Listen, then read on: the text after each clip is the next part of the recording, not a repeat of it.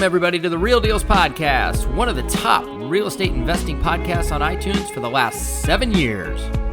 This is the place to be for investing strategies you can actually use, expert interviews, and, of course, some good old-fashioned entertainment. Now, here's your new hosts, Elliott Smith and Cole Rudd Johnson. What's going on, Real Dealz podcast guests? This is Elliott Smith. I got my boy Cole back on the mic this week. Hopefully you got your stuff handled last week. It's nice to have you on. I missed you. I could have used a wingman last week. Yeah, no, it's great to be back on. I had a crazy week last week, but I think what we have in store for people today is awesome. It's quick, to the point, and it's something people can put in practice right away, especially what's going on right now in the world. I think it's a really beneficial episode. Yeah, definitely. Yeah, we talk about, this is a little bit different episode this week. There's no podcast guests. I know guests are great. You hear all these different ideas of Ken McElroy had some great ideas. He was, buying that one billboard, talking about that. You had Jimmy talking about doing all these flips, talking about how he's repurposing equity and channeling equity for rentals. Greg talking about all the new construction stuff. But this week, it's like, how do you get a deal? If we're dropped in, we picked out St. Pete's for some reason, I don't know, this came in my head, Florida. If we got dropped there with $3,000 in our pocket, how would Cole and I go get a deal in the first 30, 60, or 90 days? And so we kind of outlined from both of our perspectives, talk about how we would talk to sellers, negotiate deals. It's quick, to the point. It's one you're going to probably listen to a couple different times. But yeah, I think you're going to like it. Yeah, and it was raw. I mean, we didn't fluff anything up. There was nothing. I mean, it's exactly what I would do, exactly what you would do if we jumped into a new market. And I think there's so many people moving around right now, and there's so much action in every market, people selling homes, that I think it's a great time to put this stuff into practice. Yeah, and we're not selling anything on this. There's nothing, no sales. It's nothing. Just, again, if we were two young 20-year-old kids getting started, what would we do? I'm a young 20-year-old kid. You're not. I know. Yeah, I'm old. Or if you're 40, it doesn't matter. If you're just getting started out, what would we do? So. All right, Cole. So what's going on? You got a sweater on, and I don't know why. Aren't you San Diego? No, I'm back up in sunny Seattle for a few weeks for the holidays. Nice. And my dog actually got neutered today, so oh no, I had to fly back up and take care of that. Oh no. But yeah, I'm got 2 coats on, sweats on, I'm ready to roll. I'm in shorts and t-shirt. I'm about to go sit by the pool because we left cold, rainy Washington and flew down to Arizona for the week. But then with Governor Inslee and all his wisdom of locking it down again, because their flatten the curve worked so well last time, we're down in Arizona, Scottsdale, and we were just going to stay for a week, but we just extended it. We're going to stay till like the 6th or the 11th. So if anybody's down here, wants to hang out, let me know. Definitely going to golf a little bit, work, but just live down here. I'll buy you dinner. What's that? I said you'll buy them dinner. Yeah. So anyway, so what went on with your week? I know it doesn't change whether you're traveling or not. You're still getting deals done. Yeah, it's been a hectic week. We sold 2 deals this week, and then we just got another one locked up today. So probably a $120,000 week. Nice, not bad. Yeah. Not bad week, yeah. We actually did a land deal, which we don't do a ton of. So why don't you talk about that? Because I'm interested in land deals. So like, what was the land size? What was I don't know a ton about it, honestly. I came to the office, Mike's like, hey, got this land deal done. Nice. That's all I know. Dang it. I freaking like land. I was switching my company over to trying to do more development this year, and then kind of COVID kind of put the longer closes. This one's a 6-month close. Is it? Definitely some longer closes, but are you guys getting paid out? You're not getting paid out up front though, right? No. We're just at it, throw it in the pipeline, keep moving. So speaking of land deals, I think I sent out an offer for 29 acres just outside of my city this week, outside of Tri-Cities, in a nice little town. Really cool looking property, a lot of nice view lots, can have some good density. Made an offer for that, and I saw my email come through that they sent a response. So that's always good news. So we'll see how that shakes out.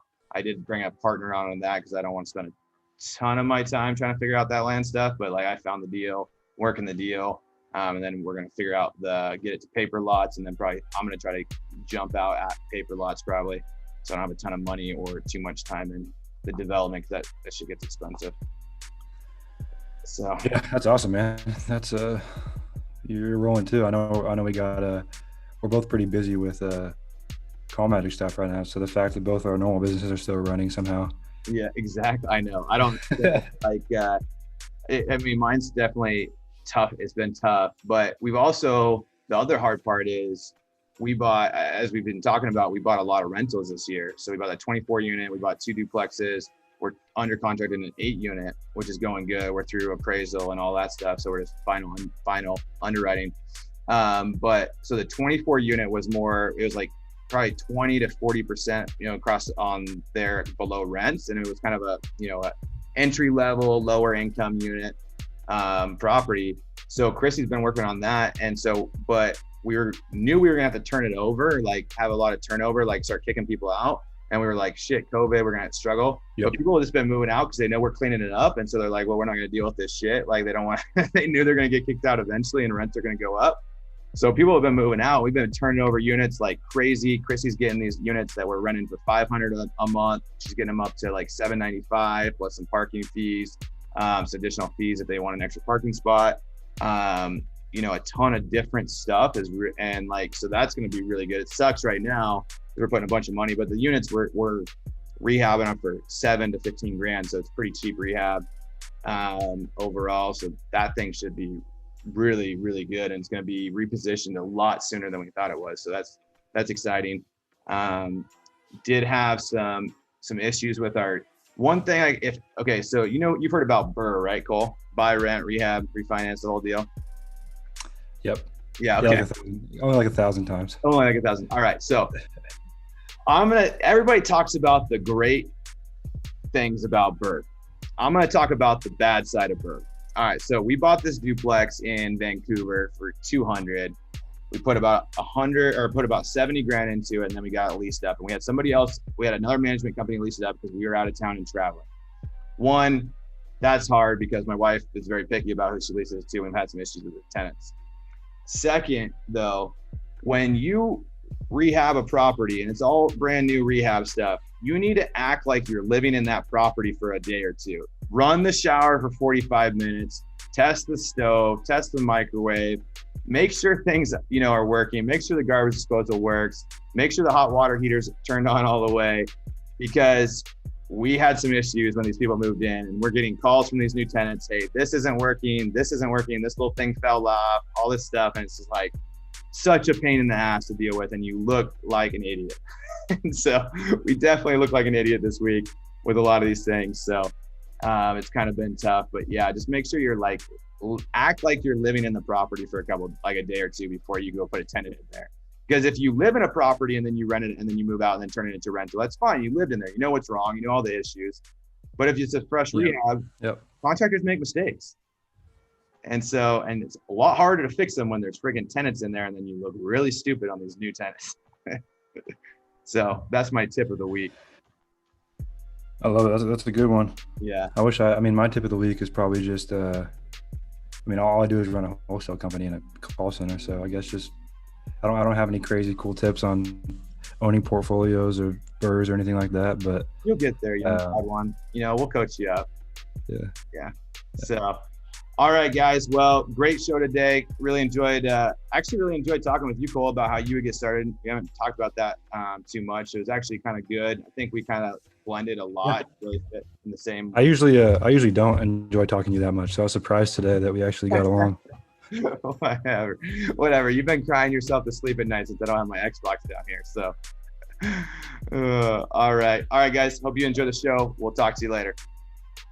All right, Real Dealz podcast listeners, I want to talk quickly about our show's sponsor, Iron Bridge Lending. If you guys have not reached out to Iron Bridge already to talk to them about funding some of your upcoming flip projects, I highly encourage you to do so. I've known the owner of Iron Bridge for a very long time. I personally borrowed millions of dollars from them over the years to do a number of different projects, and I can say without a doubt, they are the best hard money lending company I have ever come across, and that is the reason why they are the sole sponsor of this show. I've had a lot of other companies reach out to me and and want to sponsor this show, but I just won't do it. I feel like I need to be genuine in who we have sponsoring the show, and it needs to be somebody that I've personally done a ton of business with. So I personally vouch for their ability to be the best, hands down, in the world of hard money lending. You won't find better programs, you won't find better terms, and they're lending or will be lending in over 20 states. So chances are, if you're hearing this in whatever state you're in, it's definitely worth it to check out their website, reach out to them, see if they're lending in your state, and if they are, I would absolutely encourage you to do business with them.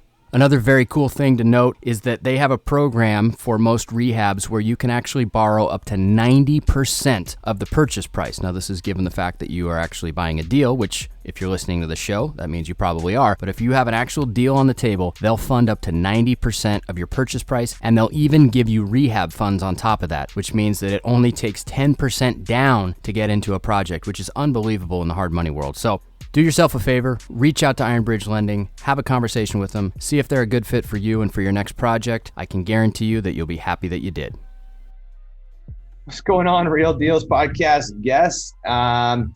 So we have an interesting show today. Cole and I are going to we're going to go back and just talk a little bit. If we were to go get into a new city, drop into a new city, and we had $3,000 in our pocket, and only the knowledge that we have right now, no systems, no nothing, what would we do to get a deal in the first 30, 60, 90 days and build that business out? So what's going on, Cole? Not much, man. I'm back up here in the beautiful Sunshine State, Washington State, Seattle. Yeah. So it's back in rain, and I got orange trees outside my office windows. It's good to be back. It's good to be back. Cool. All right, so we'll hop into it. All right, so we have no guests this week. We wanted to just go kind of old school, like some coaching. So I've been hopping on the phones a lot with people talking about call magic, and some people just aren't there ready for that kind of level of lead flow yet. So Cole and I were talking, and like, man, it would be a really good episode to talk about what we would do if we were dropped into a new city with limited money and no resource or no systems or what we have built. So, all right, Cole. So let's get started. Why don't you lead me off? Let's say we're dropping into St. Pete, Florida. You're in St. Pete, Florida. You don't know anybody, decent sized market. What are you doing? And I'm gonna kind of say what I would do. You say what and then we'll go back and forth, and you'll get both perspectives. Definitely. Well, I think first off, I think the mistake most people make is when they're in a new market, whether it's their own market, they're just getting started in real estate, or they just moved, or whatever it may be, is that they start going to 3, 4, 5 networking events every week or every month, which isn't a bad thing, but you can get easily trapped in a cycle of, I'm going to go shake hands, wear a name tag, meet people, and that's going to make me money. But it's not. Like when I was getting started here in the Seattle area, there's a bunch of people I wanted to meet and that are friends now. But if I would have spent all my time the past 2 or 3 years just going to meetups and shaking hands, I don't think I would have made nearly as much progress. So the first thing you want to do is you can start going to those groups, but right away you're going to want to start doing revenue generating activities, and that's as simple as knocking on a door or a bandit sign or a door hanger. You want to get in the action. You want to get on the field and start putting yourself in position to actually talk to sellers and get a contract, because no matter how many networking events you go to, no one's really going to want to talk to you unless you're in the business making stuff happen. They might smile and shake your hand, but that's all you're going to get. So the first step, I know we're going like step by step here. Yeah, let me hop in really quick on that bandwagon, because I go to a lot of networking events. I'm speaking at. It's not a bad thing. It's not a bad thing by any means. It's just how you prioritize it. Yeah, but I get people hitting me up all the time, like, "Hey, I'm brand new. I'd love to take you out to coffee or take you out to lunch and pick your brain." And yeah, maybe like once or twice, it's fine to a certain extent, but it's like nobody comes at you with value. Like they want to take time away from me and my business and my family. And no coffee or lunch, even at the Ritz, is gonna like make up for that time. So what's really gonna get me on the phone is you go finding deals and you say, "Hey, Elliot, I found this deal," or I'm talking to the seller. They're motivated. The house looks like shit. What do I do now? Then you get my time. Yep. Yeah. And I mean, people complicate revenue generating activities too. They want every single step. Like they're going to go watch Maxwell stuff on YouTube. They're going to go, read all the Facebook forums. They're going to overcomplicate it, and they're going to stress themselves out because they're going to have a to-do list of 100 different things. Order my business card, set up my website. And you really don't need to do any of that. You don't even really need a company name. Like the guys I coach up here, one guy's crushing it. I was like, dude, you don't need a business card. You don't need a website. You don't even need a company name. You need to start doing things that's going to get you in front of a seller. So for him, that was cold calling. That was cold calling himself.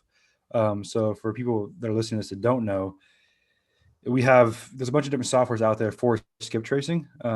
But what you want to do is go to your title company. It's free. That's what I did to start. I went to my title company, and I know it's different in every state, and you can pull a list of sellers, which is their first name, last name, and property information for certain criteria, like if they're an absentee owner.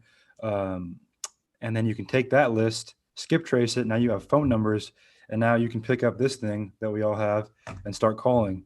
And that's how we did. Me and my partner at the time, Paul, when we first started, we did our first deal just calling on our cell phones in my parents' attic, pretty much. So it's not like there's no fancy, cool thing. We didn't have a website. We didn't have business cards. Maybe we probably did have business cards because we thought that was what we needed. But you don't need much. You need to start getting people on the phone. That's how you learn. Because ultimately, we didn't do a deal for a while, but the only way you learn and fail and get confidence is by talking to real people who you're trying to provide a service for. Exactly. And so I talked to a lot of people that, like I said earlier, that are, just getting started out and they want us to cold call because they think, a lot of people come in here and maybe there's two types of people that come into this world, into this real estate world. They have no money and they see a chance to go make a lot of money and it looks really easy and flashy. Or there's people that have money and they want to go buy rentals and they think it looks easy and flashy. And they maybe don't have a ton of money, but they have some money to get started.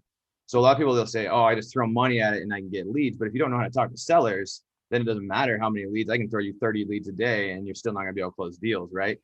And then you're gonna have all this, you're gonna be overwhelmed. And so what I always tell people is, and this is exactly what we did when we started. We did what Cole said, we pulled a list of duplexes.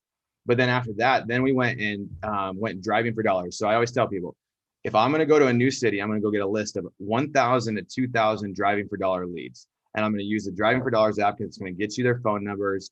It's going to have all the information you need to call them. And then I'm going to do that. And as I'm building that list for an hour to 3 hours a day, I am then going to I'm going to call people and I'm just going to do single line dialers. I'm going to do it on CallRail. I probably use CallRail because after you're done dialing, you need to save at least 30 to 45 minutes to go back and listen to your calls that you had with those sellers. So you're using those recorded calls only for internal purposes, but you're going to listen. Okay, what should I have said different? What should I have said better? Go back and take notes. You might get done with the call and be like, I don't know what just happened. I just went blank because you're so nervous, right? And you're just talking to people and you're figuring out, okay, I should have paused longer. I should have let them talk more. I sounded too nervous, or I didn't sound confident or whatever. And I'm going to try to learn and start talking to sellers. Yeah. I mean, I agree. I mean, you can't go wrong as long as you can, but you're going to be a lot more successful, if you're on the ground driving for dollars, putting up bandit signs. I mean, we were driving for dollars, me and again, my partner, when I first started, and like multi-million-dollar neighborhoods in Bellevue, which you're never going to get a deal. We were still out there trying to do stuff and kind of failing our way forward. And that's huge. Whether it takes, 3 months, 3 days, a year, 2 years until you get that first deal, it doesn't matter, because once you get that first deal done, it shifts something in your brain, and it's just this momentum that continues throughout your life of, holy crap, I just made 15, 20, 30, 40 grand. What I'm doing is working. And then at that point, you can, you start to scale a little bit. And whatever you were doing that was working, you can bring on other people and scale that up. So it's just important that as we get into this, what would I do in a new market? People understand that it's not what would I do for a week or what would I do for a month. It's what am I going to do consistently for 6 months, a year, 2 years to get my foundation, to build my foundation. That's all it is. Because people hit me up saying, hey man, I've been watching YouTube videos for 2 months. I saw this house in the MLS. What do you think? I'm like, you're not actually doing anything to create opportunities. You need to be out there. And 2 months is nothing. In this business, that's to build a foundation. 2 years is nothing. Exactly. So I think people get hung up on, they'll try something, like they're going to take something we're talking about, cold calling. They're going to try it for 2 days or 2 weeks. They're going to give up and be like, oh, it doesn't really work. It must not work for my market or my personality. I'm not good on the phone.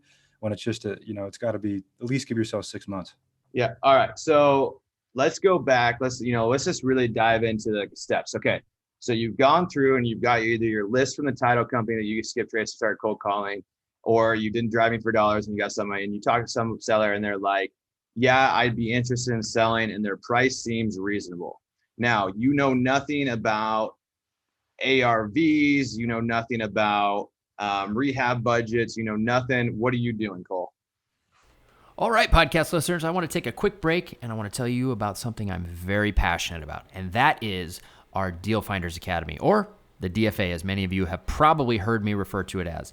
Now, the DFA has been around for almost 7 years, which is amazing that we've had it around that long, and we've had one hell of a track record with some of the biggest names from across this business having been a part of the DFA or are still a part of it today. And some of those names, just to drop a few on you, are Justin Silverio from Open Letter Marketing, Ryan Dossie from Call Porter, Jason Nickel from a little company called Lead Sherpa, Anson Young from Bigger Pockets, of course, many of you know him.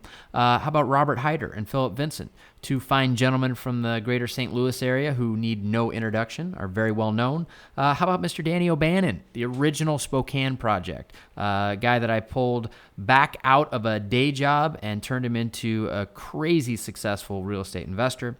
And of course, Artem Tepler, who's building hundreds of millions of dollars worth of multifamily all over the greater Los Angeles area. And of course, last but not least, both Cole and Elliot, who are now the hosts of this show. So as you can see, the list goes on, and there's so many other people that I didn't mention there that I've gotten the good fortune of getting to know and that are a part of the community now that are just amazing people and even more amazing investors. But for you that are a listener of the show that may be thinking, hey, you know what? I might be interested in joining that group. Here's what you get, right?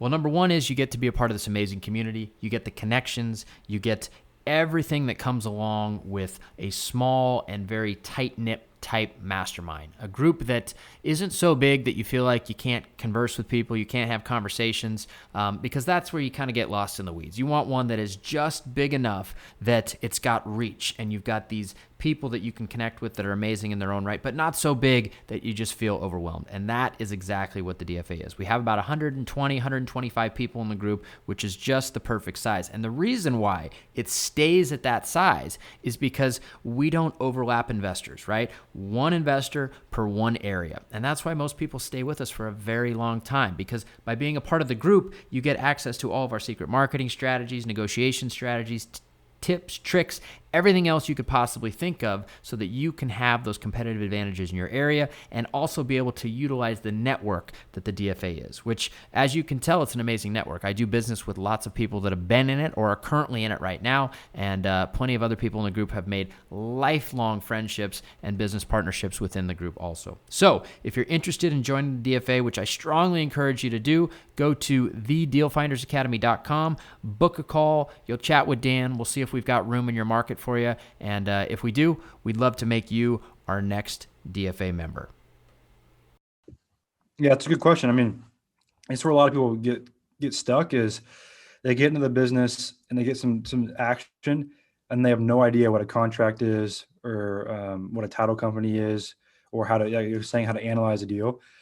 And those are all things that can be solved with a few phone calls. Because if you have a solid deal and a solid price, your title company will walk you through a contract. You can find closers that'll walk you through a contract. You can find information on what a contract is on YouTube. All that stuff you can solve pretty much on YouTube. So don't get hung up on the little details. What you want to do is once you have a reasonable number, you want to, really like what we do when we go into new markets is we're calling agents in that area, calling real estate agents. We'll just go on Zillow and see who's selling homes in that area. And we'll say, hey, we'll give your clients first crack at this deal. If you can help us put a number on this deal of what it's going to sell for once it's fixed up. Do you have any flipper clients? And we'll start talking to people, and then we'll get a feel for that neighborhood, and we'll get a number from them. Because if you don't have access to the MLS, it's really tough to get a really good number on a property. But that's how we go about it when we're in new markets. So if we don't have MLS yet, we'll call agents, say, hey, looks like your clients have been flipping homes in this area. We'll give them a first swing at this deal. What's a pricing this would sell for once it's fixed up, and then you can start kind of walking yourself backwards from that number. Yeah. Also, what I would say too is, a lot of people are out there saying, go build a huge buyers list, go get this huge buyers list. And there's this whole new, what's this astro flipping thing where you can just go build a buyers list and then like take people's contracts and sell it. So what I would also do is, if you're talking to the title company first and they're helping walking you through the contract, what I would ask my escrow officers, hey, do you guys have any guys that are buying houses for cash, like fix and flippers that are doing a decent amount of deals that you really like and trust? They should know somebody. They should have somebody in there. And I'm be like, great, can I have their phone number? And so I would get a couple of those guys' phone numbers and I'm be like, hey, my name's Elliot. I'm new to this market. I got this property that I'm putting under contract.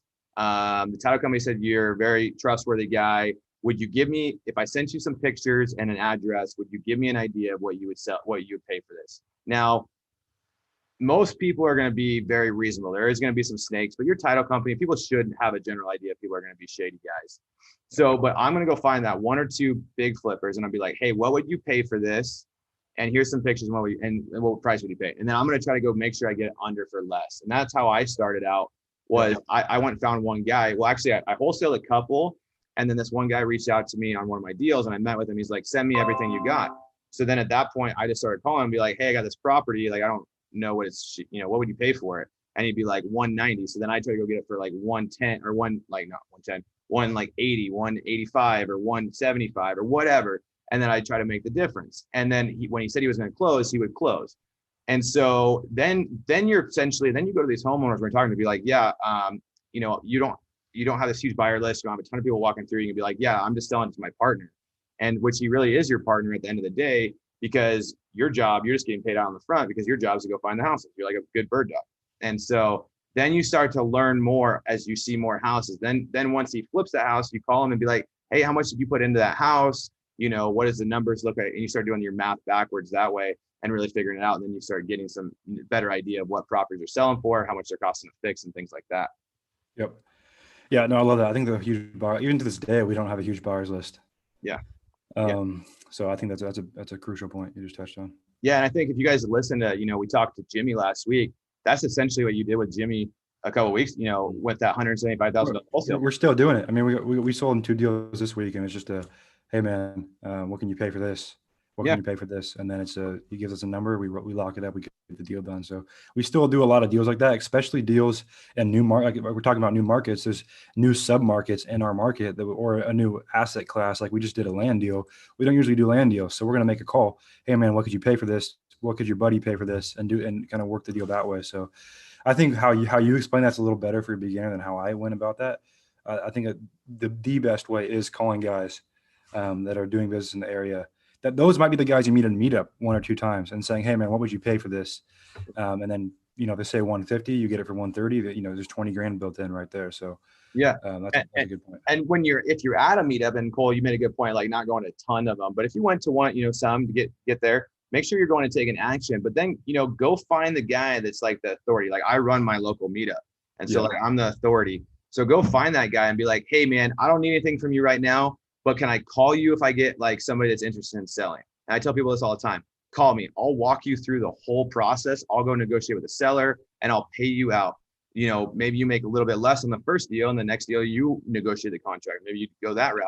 I mean, that's how you learn. I mean, we're still on the flips we're starting to do. We're not experienced, so we're partnering with people and we're taking less on the front end. Yeah. And that's how we're going to learn and get our feet wet. But same for when you're just wholesaling deals, partner with someone who understands contracts and sellers and buyers and title companies and learn from them. And you might make 10 instead of 20 grand, but long-term, you're going to save yourself a lot of money and mistakes. Exactly. Like last year, I wanted to move our company into development, but I didn't know anything. Ended up getting this property under contract. It was a good deal, 5 acres for 160 in my hometown. And I could have fumbled my way through and probably screwed it up. But I called this developer that I wanted to work with him.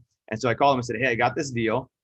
Let's buy it together. I'll do everything. Just tell me what to do and you can have half the profit. He's like, okay, that sounds easy enough, right? I'll do everything. Just tell me what to do. And so, those are definitely options. It's a little harder on flips sometimes to do this, but land is a little bit more like straightforward because I don't want to put all the money out for a flip and the rehab and then split it. So there is some caveats there. Question for you. Like you're kind of the sales master. You're always presenting on sales and talking to sellers. Let's say we got a guy in St. Pete. We're talking about St. Pete, Florida, that he's got a reasonable price. He's done his research on contracts and they're close on price. He's 10, 20, 30 grand off. What's a few tips you can give someone on a negotiation, on their first, second, third negotiation when they're working with a seller for the first time on getting them closer to that number, being transparent and getting the deal done? Yeah. So one thing I think people in the sales industry call it commission breath. So when you go into this deal, people are going to know that you're nervous and you're probably newer, but you can't sound too eager. That's the biggest thing. You get It's like when if you're ever fishing, and you feel a bite and you rip the hook out of the mouth because you're so fast and so quick at it. So you got to go in there and be like, one, I don't need this deal. I really want it, but I don't need it. So that's the one thing you got to tell the seller, like, hey, look, I'm ready to walk away if this numbers don't work for me, and be fine walking away. So if I'm talking to a seller and we're 30K apart, what I do is I always say, you know what, Mr. Seller, let me think about it. I actually need to talk to my partner about this. Whether you have a partner or not, just need to talk to my partner, make them the bad guy. And so, I'm going to talk to my partner about this. I just don't know if we can get there. But let me see where he's at. Is it okay if I call you back later this evening or tomorrow? Let them sit there and think about it, especially if their motivation's there, and you got to really feel out their motivation. And so then I wait for a day, and I a lot of times I will call my partner, but if you don't have a partner, just let them wait. You got to get the property down for less because you've got a guy that said, hey, I'll pay 120 for this, and they're at 140. So, you go back and you say, Mr. Seller, the next day, I know I offered you 100 and you're at 140. We're not that far apart. I'd really love to come up. I can come up to like 118, and that's really the best I can do. And say it with some confidence in your voice, but also saying, I'm really trying to hire my partner and I just can't come up any higher, and let them come down. There is gaps that are really hard to bridge, and it depends on the seller. But then I've also gotten, and maybe we can play it sometime, but I have a guy that over 2 days, I talked him down $110,000. He wanted 320. We got it down we got it for 215. So $105,000. And you just got to keep matching their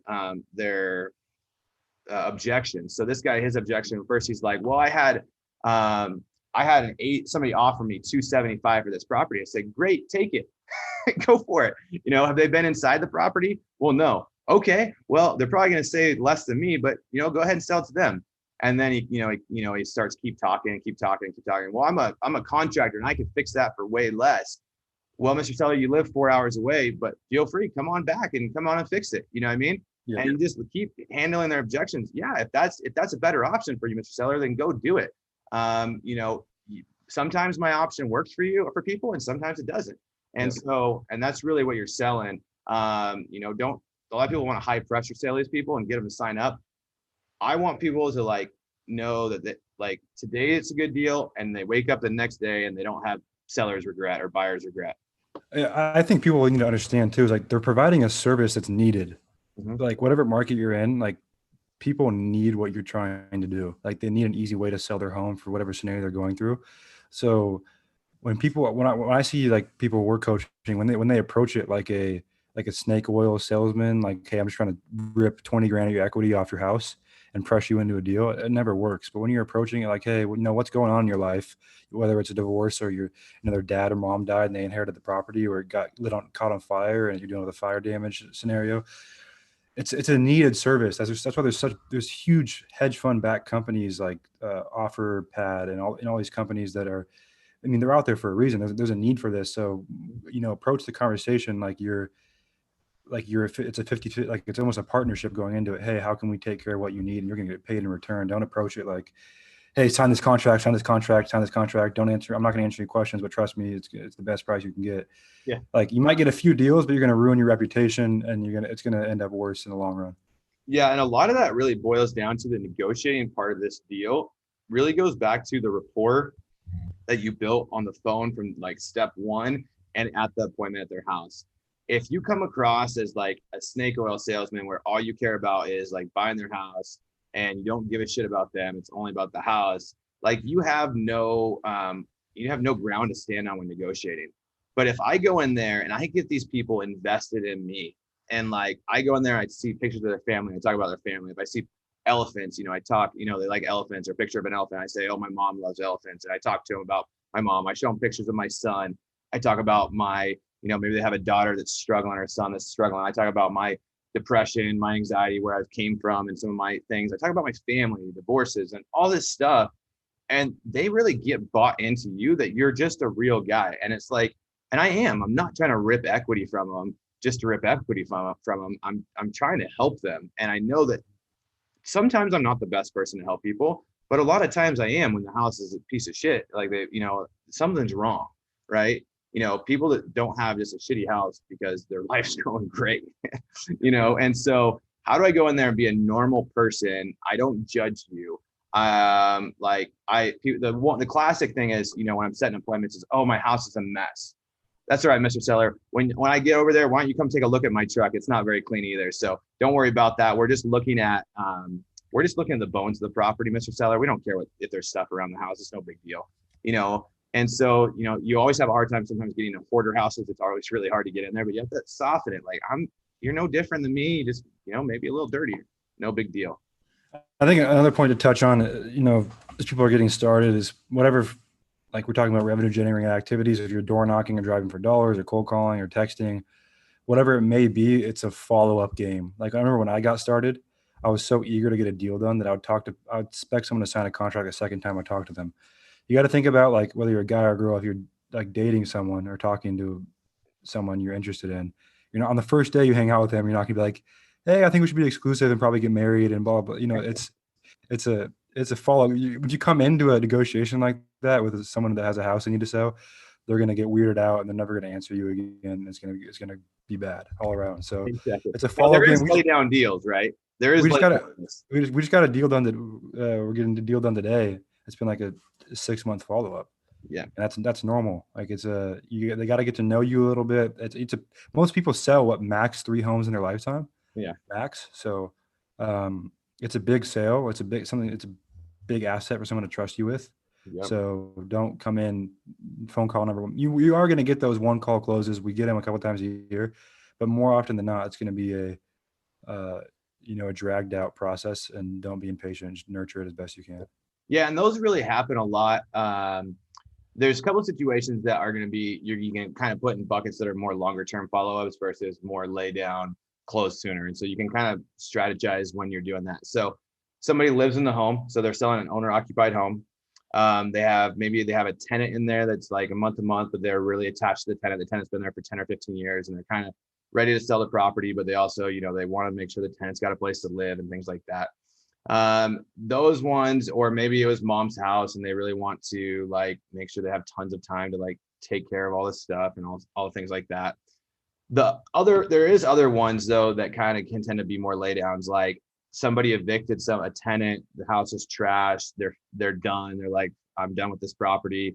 You just happen to hit them on the right day. You go in there, you still don't want to go in hard and fast, but you want to go in there decisive. We'll get contracts tied up same day. Like, hey, you got a problem, we're here, we got cash. If they've mentally wrote this property off and there's no emotional connection anymore, those are more lay down, quicker deals. But as soon as you can tell that somebody has some emotional connection to this property, those are ones you're going to have to build that rapport with over time and that are going to take longer to close. And so that's really how I would put those in those 2 buckets. Either there's no emotional attachment or there is an emotional attachment, and then you can kind of know which route to go. Yeah, that's a great point. I don't have anything to add on top of that one. I think we crushed the sales side of it. I mean, if you're pure wholesaling, like I know we're talking about buyers lists and whatnot, especially as you're getting started and building your reputation, whatever market you're in, it ends up being a pretty small world of real estate. Everyone knows everyone and what other people have done in deals. So make sure that you're, to the best of your ability, being transparent with sellers and buyers and treating everyone with respect, because I know way too many guys that get into wholesaling or flipping or just real estate in any aspect and ruin their reputation, being too greedy on that end too. So don't just not be greedy with sellers when you're working with your buyers or title companies. Make sure you're treating everyone well, because your reputation's I make a lot of money every year just off people wanting to work with me on stuff because of my reputation. And you do too. I mean, we have a business together because we both had good reputations. Yeah. I take my title officers freaking coffee. I take the whole office coffee. Sometimes I'll come in there with like 15 coffees from Starbucks. It's like maybe once a month, maybe once every 4 to 6 weeks. You carry in 15 coffees yourself? Well, separately. I'll get an order. I'll call the front desk girl and go, hey, go get a coffee order, and then I'll take them in there. I'll go to Starbucks and they'll start handing me trays. And because there's certain times when you need people to jump for you in this business. Yep. And so you have to treat, it's like they say, these guys that have rode the ladder, you treat the janitor with the same respect as you treat the CEO, because a lot of the times the janitor's taking up care of the shit, right? That really needs to get done. And so I treat those guys, everybody the same. And so those title, if I call and I say, hey, I need to run debt on a property, I need it right now, I need to know what this is because I'm about to lock it up and I need to make sure the debt's fine.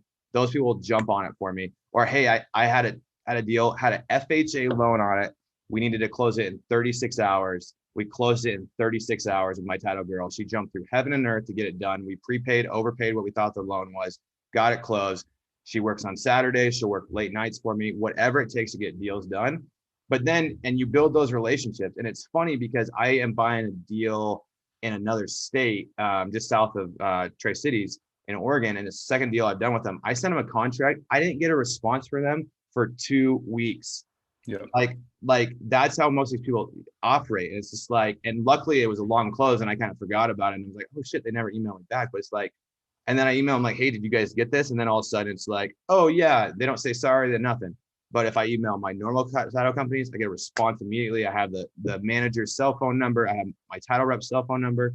They call me on weekends. So take care of those people. And then also the guy that you're wholesaling properties to, take care of them. Make sure that you're like if they say, hey, something's wrong, be willing, if you have to eat a little bit up front, now if they make it a habit, obviously you don't want to do that.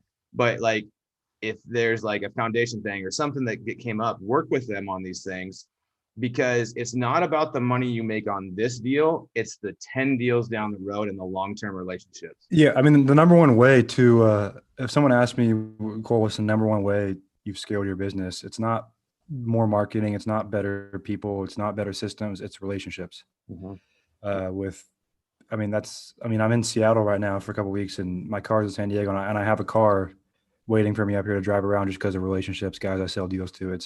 It matters. And I mean, I can, no matter what situation I run into now, someone's going to answer the phone for me and say, here, Cole, based on my 20 years in business and all my mistakes, here's what I would do.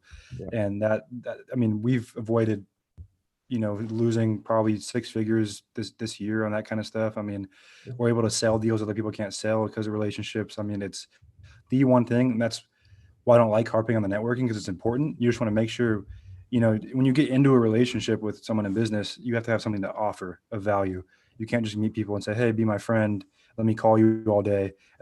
Relationships, especially business relationships, don't start like that. It starts as, hey, like ours relationship did. Hey, I think I can help you with this. And then it's, oh, I think I can help you with this. Yeah. And then it's, it escalates from there. So, same, like people will talk about probate attorneys, like, oh, just get a list of probate attorneys and try to get probates from them. That's not how that works either. Those guys get hit up all the time. So I have an attorney that I've worked with for a couple of years. Dude, I'll send her gift baskets, like $300-$400 gift baskets with like toys for her son, movie tickets, dinner, massage, things like that. And it's like, she hasn't done anything for me lately. It's not like she did anything great for me at that point. Yeah. But then all of a sudden, 3 months later, I get 3 probates sent to me. You know what I mean? It's not like, it's just that very simple thing. You don't have to send that big of gift baskets or thing, but like, if like I take you out to dinner or we go out to dinner, Cole, I'm going to try to pay for your check. Like, or if like somebody spends 20 minutes on the phone with me and they didn't have to, I'm sending them a $25 Amazon gift card. Hey, thanks for your advice. Because how much money do you save from their advice or make from their advice? But don't keep score. Don't give to get, like, don't give to get something. Exactly. It's gonna happen naturally. Don't don't take a guy out and pay for his dinner and like next time be at dinner again, be like, hey dude, it's your turn to pay. Exactly. Like that kind of stuff doesn't fly. Or like, I bought you dinner and you should have sent me that deal. Why didn't I get first exclusive rights to that deal? No, that's not how it works. Just be like very thankful, be very giving. And just treat everybody like, man, I'm so thankful for your time. I appreciate you. And then people are going to want to hang out with you because they're like, yeah, this guy actually wants to, especially a lot of my mentors are older. They're like in their 50s and they just wanted to hear about the deals and stuff at first. And then it's like, then all of a sudden they start to like you, they treat me like I'm one of their sons because I'm the same age as their boys. And it's just like, and then they've almost built like this father-son relationship with me. And it's just like, we could do no deals and they're still going to call me and talk to me.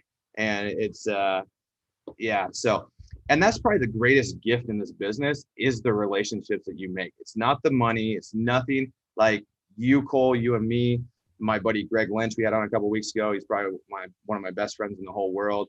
Tucker, You build these relationships with guys, and you're just like, man, you're just a quality human. And like, I can learn so much from you. And they also learn from you. I learn from Cole all the time. I learn how to be better on systems, smarter on a lot of things. Like, how do I not be so crazy and talk so much? You know what I mean? So there's just certain things you gain.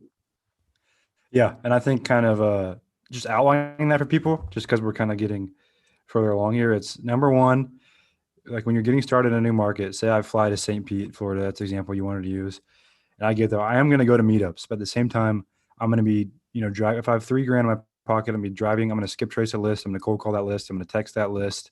I'm going to start doing stuff to put myself in position to actually be in front of sellers.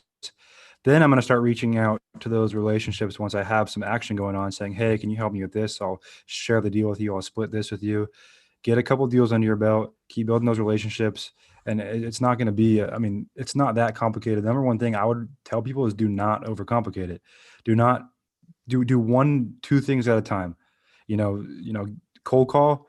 And while you're cold calling every day, you do not have to be also texting and driving for dollars. Pick one thing, because we all have an attention span of what we can give each day of attention. And it's not that much. You really don't have 8 hours a day of focused attention. So if you're going to be cold calling, you want to give these sellers all of your attention. So, don't put too much pressure on yourself with, the whole 10, 12, 15-hour work day that you see on social media too. It doesn't exist. No, unless you're taking drugs, and then you're going to bring yourself except for you. It exists for you somehow. You do that. You work like 25 hours a day. Yeah. All right, guys. So this was a quick, short and sweet. Again, I think what Cole just said there was probably one of the best parts of the whole show. Focused energy on very few things. Don't worry about a CRM yet. Don't worry about business cards. Don't worry about an LLC. Don't worry about a website. Just go effing talk to sellers. Get in front of people, create some momentum, and then you worry about it from there. All right. Then maybe we'll do a follow-up show. I'm like, okay, now we've got a couple deals in St. Pete. What are we doing now? Yeah. We might have to move to St. Pete. Yeah. All right, guys. Thanks for listening in this week. Hope you have a great week. I'm down in Arizona. I'm going to go sit by the pool. Cole's going to go sit in the rain. All right. Later, man.